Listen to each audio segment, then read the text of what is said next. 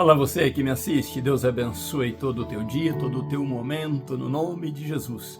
Eu quero orar com você, uma oração poderosa em Deus, mas depois disso vamos ler a palavra de Deus e eu quero trazer o título da mensagem de hoje para você. Cuidado, nem tudo que reluz é ouro. Cuidado, nem tudo que reluz é ouro. Vamos orar. Pai Santo, no nome de Jesus, te agradecemos por esta manhã. Eu e esta pessoa, Deus, que ora comigo neste vídeo. Pedimos ao Senhor a proteção, a graça, a paz do Senhor, o domínio do Senhor das nossas vidas, a visão que o Senhor tem, ó Deus, dos nossos dias vividos, porque são dias terríveis. São dias, ó Deus, onde o mal pode estar bem perto de nós e nós podemos nem perceber. Mas o Senhor que vê tudo e vê todos, o Senhor sabe dos passos que devemos dar para não, ó Deus, colocarmos as nossas vidas e nem os nossos familiares em perigos, ó Deus. Por isso nós oramos pedindo a guarda do Senhor em todos os lados, ó Deus, do nosso corpo e em todos os pontos da nossa vida. Esta oração é pedindo do Senhor proteção, cuidado, no nome de Jesus. E o Senhor pode cuidar de nós e quer cuidar de nós. Por isso oramos no nome de Jesus, crendo. Amém. Cuidado, nem tudo que reluz é ouro. Vamos ler a palavra de Deus que está em primeiro livro de Samuel, capítulo 21. Graças a Deus estamos no capítulo 21. Vamos ler o versículo 1, o 6 e o 7, que diz assim: Então Davi veio a Nobe, a Aimeleque, o sacerdote, e Aimeleque temia encontrar-se, ou tremendo de medo, foi encontrar-se com Davi. Ele lhe perguntou: Por que estás sozinho e não há homem algum com você? Versículo 6 diz assim: Assim o sacerdote lhe deu pão consagrado, pois não havia ali pão que não fosse tomado, não havia ali pão senão o pão da apresentação a Deus, que foi tomado de diante do Senhor para se colocar pão quente no dia em que este foi retirado, ou devido à troca de pães, colocado pães novos ali, o sacerdote então disse a Davi que só tinha o pão consagrado ao Senhor, não tinha mais nada para comer. Versículo 7 diz: Ora, um certo homem dos servos de Saul, ou um oficial, segundo a nossa Bíblia, a Bíblia de Israel, diz um oficial de Saul, na Bíblia de Israel propriamente diz oficial, estava ali naquele dia, detido diante do Senhor. Esse detido quer dizer em purificação diante do Senhor. E o seu nome era Doeg, um edomita, ou um descendente da descendência de Esaú, da linha de Esaú, o irmão de Jacó. Doeg, um edomita, o principal dos pastores que pertenciam a Saul. Então estava ali este Doeg, que era da linhagem de Esaú, que era antes inimigo de Jacó, mas Esaú era o irmão de Jacó, o edomita. Bom, o que acontece? Vamos caminhar juntos neste assunto com este título: Cuidado, nem tudo que reluz é ouro. Entendemos então que Davi, depois que ele se despede de Jonatas e que choram muito por entender que agora nenhuma vida era segura quando se tratasse da ira de Saul. Qualquer um poderia morrer.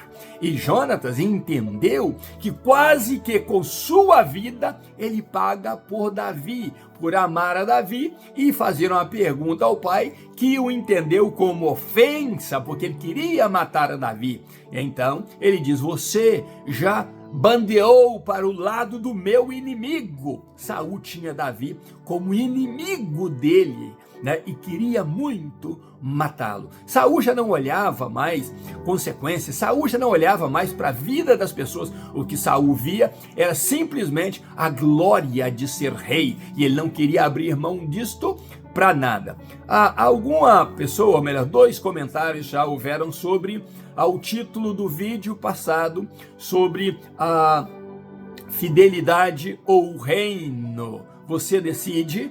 E então houveram 2 comentários. Uma foi uma pergunta: o que isso queria dizer realmente? Eu disse: olha, há 3 pontos aí no vídeo passado. A infidelidade de Saul, por não ter sido fiel a Deus, o fez perder o reino. A fidelidade de Jonatas para com Davi, ele sabia que Davi era o escolhido de Deus, então a fidelidade de Jonatas para com Davi e para se curvar à vontade de Deus, ele abriu mão do reino. Ele não quis saber do reino que o pai estava oferecendo a ele, no caso de se matassem Davi.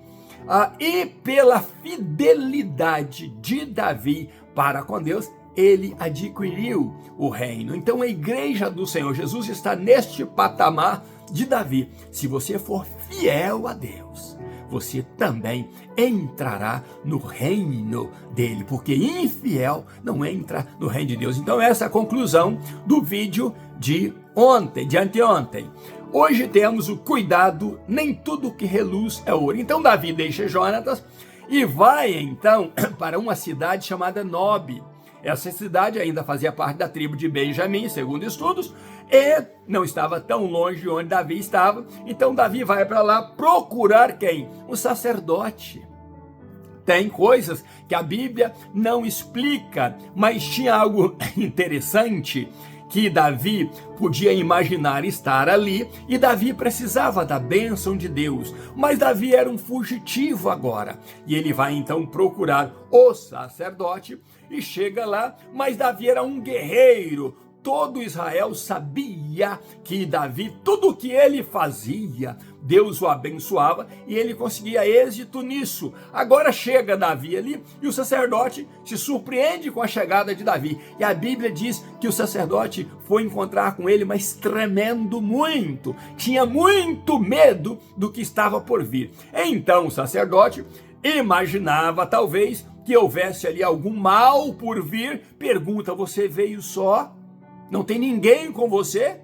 E Davi cria uma estratégia. Se você for ouvir alguns pregadores por aí, por mais sábios que sejam, eles começam a botar defeito em Davi nessa estratégia de Davi.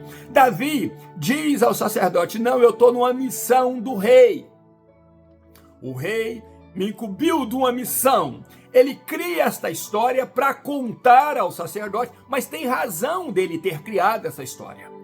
E eu saí apressado, deixei o pessoal para trás e vim aqui. E eu quero te perguntar, tem pão por aí? Porque o rei, ele tem urgência nesse assunto. Davi estava falando uma linguagem simbólica para Aimeleque. Mas por que ele falou esta linguagem simbólica? Davi sabia que ele era um foragido do rei. E qual era a missão do rei? Matá-lo. E matá-lo com urgência.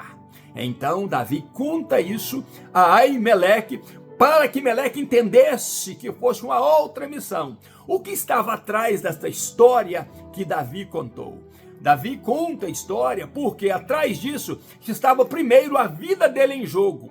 Se alguém dali fosse urgente informar a Saul o que aconteceria, Saul apanhava de imediato. Saul mandava buscá-lo para matá-lo.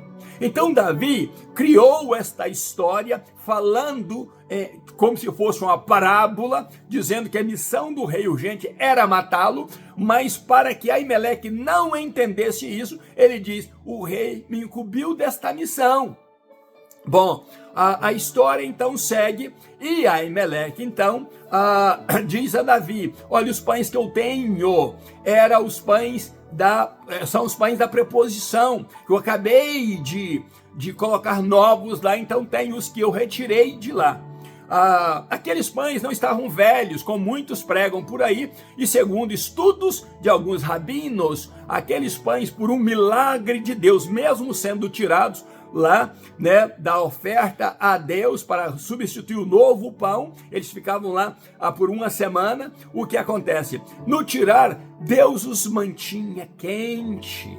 Deus os mantinha como pães frescos. Era um milagre de Deus para simbolizar para Israel que de geração em geração Deus continua mantendo Israel com o mesmo calor de amor, com o mesmo calor de Deus para com o seu povo, aquecendo o seu povo, sustentando o seu povo. Por isso, então, que entendemos que aqueles pães continuavam frescos, porque o amor de Deus nunca acaba por Israel. De geração em geração, Deus tem mantido o seu povo de pé. Então isso simbolizava aqueles pães, por mais que fossem tirados ali, que estivessem ali uma semana, continuavam com sabor, com cheiro, como pão fresco. Segundo rabinos, isso acontecia nos seus estudos e nós podemos entender isso aí. Bom, Davi então contou também a Aimeleque esta história, porque Davi sabia que se Saul saiu para ir matar a Samuel e a ele lá em Ramá, então o que ocorre? Saul também poderia colocar a vida de Aimeleque em jogo. Saul podia matar Aimeleque por Aimeleque ter ajudado Davi, se Davi contasse para ele que era um fugitivo e ele o ajudasse a si mesmo. Então a vida de Aimeleque estava em jogo. Por isso que Davi resolveu contar como se fosse uma parábola, como se fosse uma outra a razão ali para poupar tanto a vida dele quanto a vida do sacerdote. Davi sabia o risco que também o sacerdote estaria correndo nas mãos de Saul e que Saul não pouparia a vida dele. Então, o que acontece é que o sacerdote, entendendo da pureza, da consagração daqueles pães, diz: olha, mas vocês, teus homens, precisam estar puros para comer deste pão. Davi diz então, também parados, quando vamos em missão, uma das coisas principais é estarmos puros fora das mulheres, fora da relação sexual, mesmo sendo com a esposa. Nós estamos fora disso. No caso de missões como esta, que Davi dizia que não tinha mulher envolvida, né, na vida dele numa missão tão importante, e não estaria também envolvida na vida de seus homens. Vemos também que Davi fala dos homens, esses homens só aparecem no futuro, depois lá que você vai ver em Samuel, né, eu digo vai ver, porque nós vamos chegar lá, mas já aconteceu, né? Eu não sou como esses pregadores que diz que a Bíblia vai dizer aquilo que a Bíblia já disse, entendeu? Então eu gosto de colocar os tempos, os verbos no seu próprio tempo. E nós vamos estudar ainda, então você vai ver, porque vamos estudar 1 Samuel capítulo 22. Estamos no 21, e então entendemos que foi tudo bem ali instituído por Aimeleque e por Davi. Mas um fato interessante aconteceu. É que a Bíblia diz que havia ali Doeg, o Edomeu.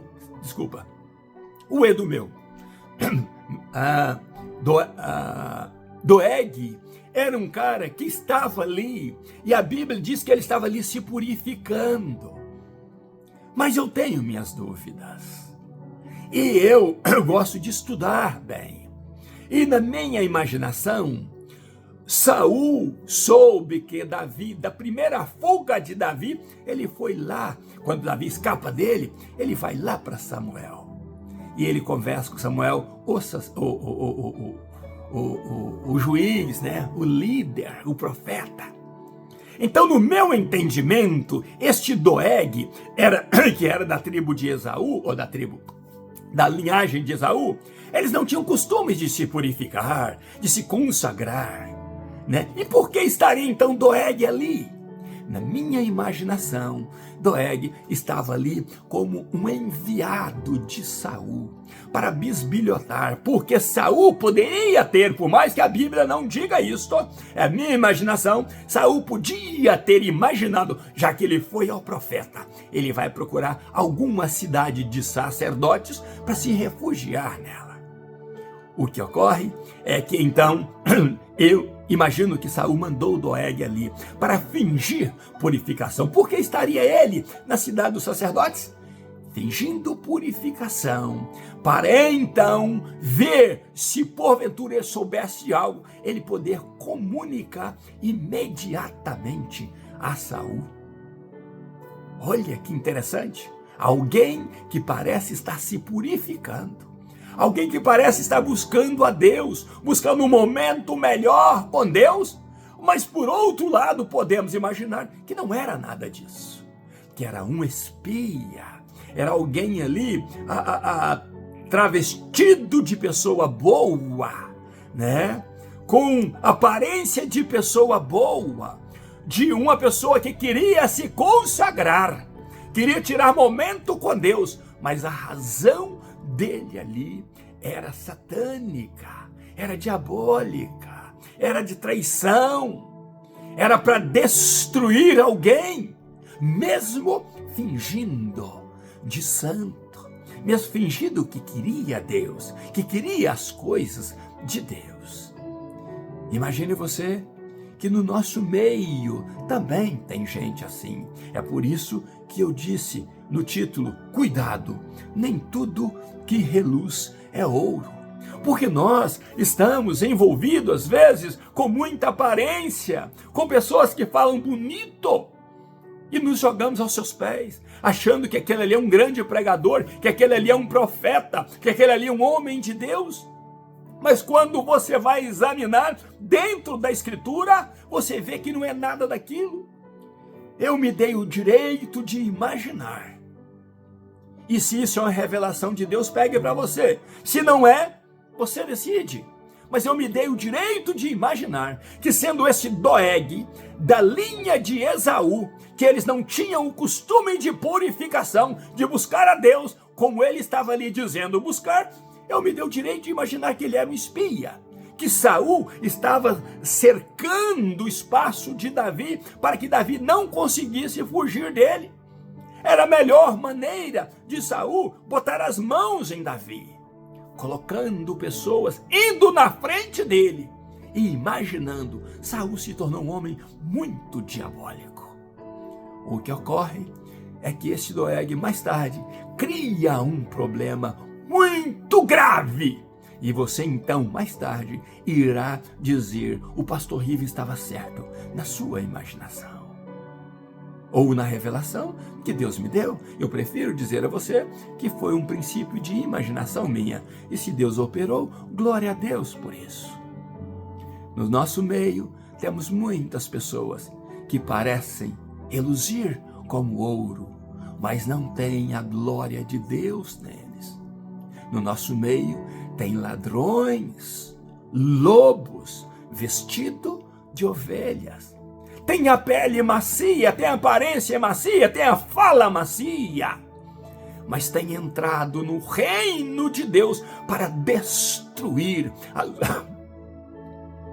as ovelhas, para usurpar aquilo que pertence às ovelhas, para pressionar, para oprimir as ovelhas, mas com jeito, com fala fácil, mostrando que são consagrados ao Senhor.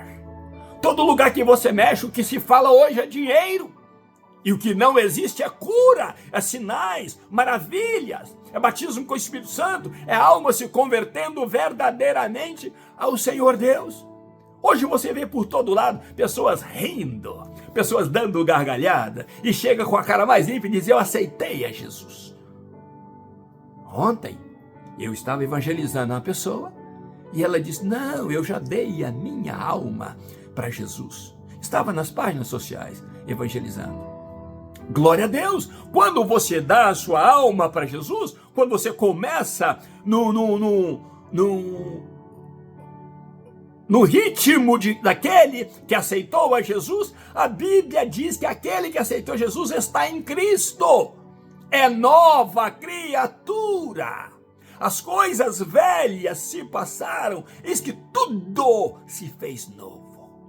Então, quando você está em Cristo, a tua vida muda. Se a tua vida muda, a tua roupagem muda, a tua maneira de vestir muda, a tua maneira de falar muda, a tua maneira de proceder muda, e como você andava, você já não anda mais. Como você vivia, você já não vive mais.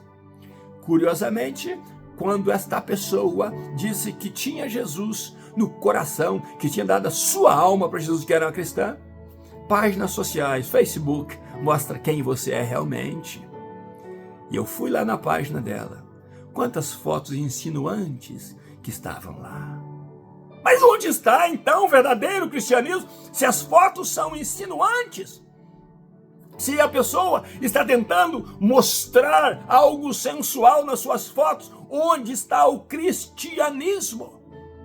Homem e mulher, se você presta um culto ao seu corpo, você não está prestando culto a Deus. Se você presta um culto à carne, você não está prestando culto a Deus, porque Deus não compartilha o seu trono, a sua glória com demônios e nem com a carne. Cuidado, nem tudo que reluz é ouro. Precisamos pedir a Deus sabedoria e entendimento para que Deus arranque do nosso meio aquelas pessoas que são travestidos de glória, mas não tem nada da glória de Deus neles. Estão como doegues, fingindo purificar-se. Os pastores têm que tomar muito cuidado com isso. O maior golpe que existiu na Igreja Católica foi dada por um sujeito chamado Neymar de Barros. O cara era a glória de Deus em pessoa. Começou a entrar na Igreja Católica e entrar e ir lá dormir com os padres lá, estar convivendo com os padres. E depois ele deu uma declaração bombástica do que são os padres da Igreja Católica, e a maioria que adultera, a maioria que são pedófilos, a maioria que roubam da igreja, a maioria que tem seus vícios. Foi terrível, porque a Igreja Católica deixou dentro dos seus ministros entrar um doeg no meio deles. Se você não orar a Deus, se eu não orar a Deus, Deus não removerá estas porcarias vestido de glória do nosso meio. E as mensagens dele são destrutivas, porque Deus não está nelas. Deus não pode compartilhar com esse tipo de gente a sua glória. Cuidado, nem tudo que reluz é ouro. Eles abrangem um certo número de seguidores e daí começam a pedir dinheiro. Eles abrangem um certo número de seguidores e daí começam a manipular a vida deles.